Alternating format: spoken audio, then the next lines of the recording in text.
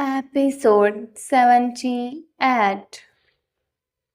अब तक हमने देखा मिस्टर कपूर का प्रेम से अभी भी इतने अच्छे से बात करना फेक को बिल्कुल भी अच्छा नहीं लगता और वो गुस्सा होकर अपने रूम में चला जाता है। वहीं यह सब देख प्रेम भी जाने लगता है कि तभी राज उसे रोकता है और आज यही रुकने को कहता है, जिस पर प्रेम समझ जाता है कि वह ऐसा इसलिए कर रहा है क्योंकि उसे डर है कि प्रेम कहीं अदिति पर गुस्सा ना करे। इसके साथ ही राज प्रेम को इंश्योर करता है कि वह वे को संभाल लेगा। वहीं राज की बात सुनकर मिस्टर एंड मिसेस कपूर भी प्रेम को रुकने को कहते हैं।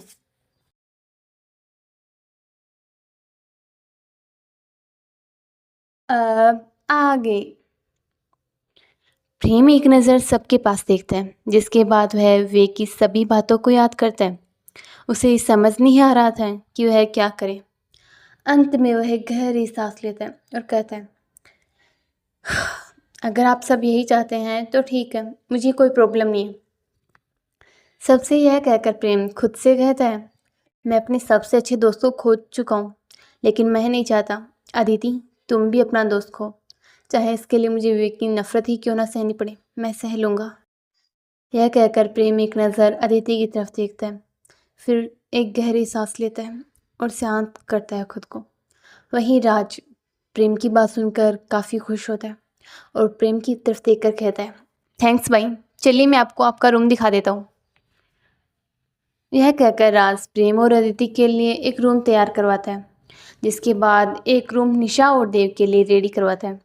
उन्हें उनके रूम तक ड्रॉप करता है। आज कपूर हाउस का माहौल काफ़ी अजीब था, जिस वजह से सबके चेहरे पर अलग से ही भाव थे। मिस्टर एंड मिसेस कपूर आज खुश भी थे प्रेम के इतने दिनों बाद घर आने से, तो आज जो भी हुआ उससे दुखी भी थे और काफ़ी परेशान भी कि वे कहीं प्रेम के यहाँ रुकने पर गुस्सा ना हो जाए। और इसी सोच से परेशान होकर अंत में वे लोग अपने रूम में जाकर रेस्ट करने लगते हैं। वहीं दूसरी तरफ विवेक के रूम में शालिनी जब देखती है तो उससे देखता है कि विवेक पूरे रूम को फैला रखा है और अपने हाथ दीवार पर मारे जा रहा है, जिससे वह परेशान हो जाती है और विवेक के पास जाकर उसे रोकने लगती है। विवेक, ये क्या कर रहे हो तुम, रुको, तुम्हें चोट लग जाएगी।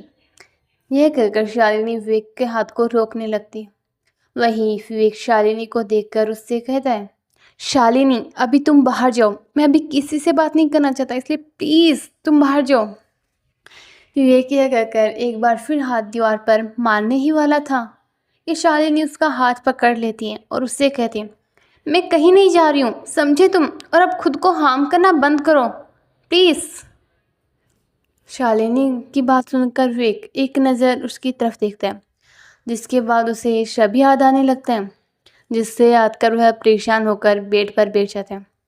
वहीं शालिनी विवेक की तरफ एक नज़र देख उसके पास बैठते हुए कहती है, क्या हुआ, गुस्सा हो प्रेम के आने से या पापा की बातों से? शालिनी की बात सुनकर विवेक अपनी नज़रें नीचे झुकाते हुए कहता है, नहीं, नाराज़ हूँ खुद से, मैंने जाने अनजाने में तुम्हारी लाइफ ख़राब कर दी, सिर्फ अपने गुस्से की वजह से, और कभी माना भी नहीं इस बात को। आई एम सॉरी, मुझे माफ़ कर दो प्लीज़।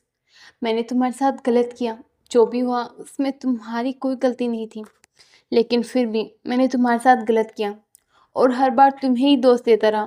प्लीज़ हो सके तो मुझे माफ़ कर दो, मैंने तुम्हें हर्ट किया है। शालिनी, क्या तुम मुझे माफ़ करोगी?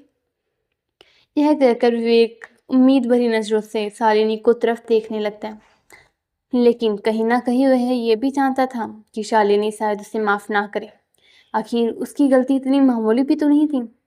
यह सोचकर उसे डर लग रहा था कि कहीं शालिनी उससे नाराज़ ना हो जाए, क्या उसे माफ़ करेगी या नहीं, ये सोचकर वो परेशान हो रहा था और उम्मीद भरी नज़रों से शालिनी की तरफ देख रहा था।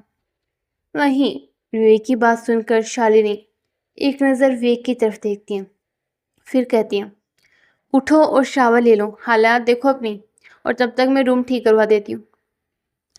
यह कहकर शालिनी रूम को ठीक करने लगती है। वहीं शालिनी को कोई जवाब ना देता देख विवेक को काफ़ी बुरा लगता है, लेकिन वह समझता है कि शायद शालिनी उसे माफ़ नहीं करना चाहती।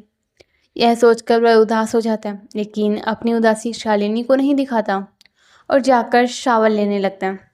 वहीं शालिनी विवेक के जाते ही विवेक की बातें याद करने लगती हैं, जिसके बाद उसकी आंखें नम हो जाती हैं, लेकिन जल्द ही वह खुद को नॉर्मल करती हैं और रूम को ठीक करने लगती हैं। वहीं राज सबको उनके रूम तक छोड़कर विवेक के रूम में आता है। तब तक विवेक शावर लेकर बाहर आ चुका था और शालिनी भी नीचे जा चुकी थी।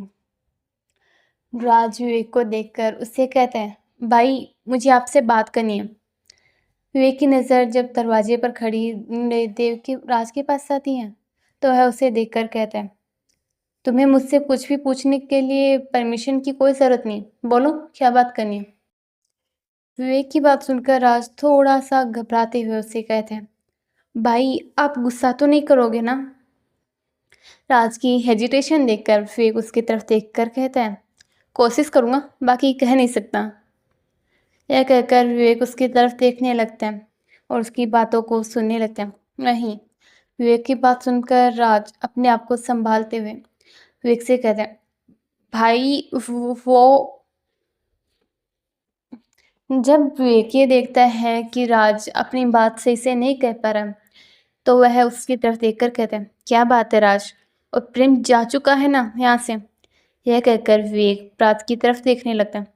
वहीं विवेक की बात सुनकर राज उसकी तरफ देखते हुए कहता है, नहीं भाई, प्रेम भाई नहीं गए हैं अभी तक, क्योंकि मैंने उन्हें रोक लिया था। भाई मैं जानता हूँ कि प्रेम भाई का यहाँ रुकना आपको अच्छा नहीं लगेगा, लेकिन मैं क्या करता, मुझे डर लग रहा था कि कहीं प्रेम भाई घर जाकर आज जो भी हुआ उसकी वजह से अदिति पर गुस्सा ना करे, इसलिए मैंने उन्हें यार रुकने की रिक्वेस्ट की। प्लीज़ भाई आप नाराज़ मत होना मुझसे, प्लीज़ भाई। राज ने यह सब कहकर अपनी एक गहरी सांस ली। राज ने एक ही सांस में अपनी बात कह दी थी। वहीं विवेक ने जब उसकी बात सुनी तो उसे सुन के कि प्रेम प्रेम अभी तक यही है, गुस्सा आने लगा। वहीं दूसरी तरफ गेस्ट रूम में अदिति और प्रेम रूम में अकेले थे, जिस पर अदिति ने प्रेम की तरफ देखा और उससे सवाल किया, प्रेम मुझे तुमसे कुछ पूछना है। अदिति की बात सुनकर प्रेम उसकी तरफ देखते हुए कहते हैं, कहो क्या पूछना है। यह कहकर प्रेम अदिति की तरफ देखने लगता है।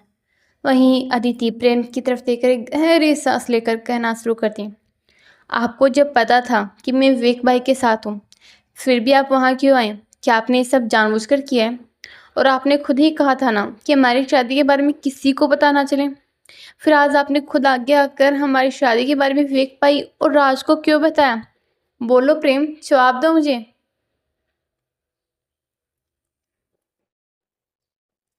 हे डियर लिसनर्स, कैसा लगा आपको आज का ये पाठ? ज़रूर बताना। और आपको क्या लगता है, राज मना पाएगा विवेक को या होगा कोई नया धमाका? और क्या प्रेम देगा अदिति के सवाल का जवाब? और क्या अदिति के सवाल सही हैं? क्या वजह होगी अचानक से प्रेम के अपने रिश्ते को ऐसे विवेक के सामने लाने की? और क्या करने वाला है आगे प्रेम? कैसे बीतेगा आज की रात कपूर हाउस में? सबकी जानने के लिए बने रहे मेरे साथ इस कहानी में। तो चलिए मिलते हैं जल्दी अगले पार्ट में। तब तक के लिए बाय बाय।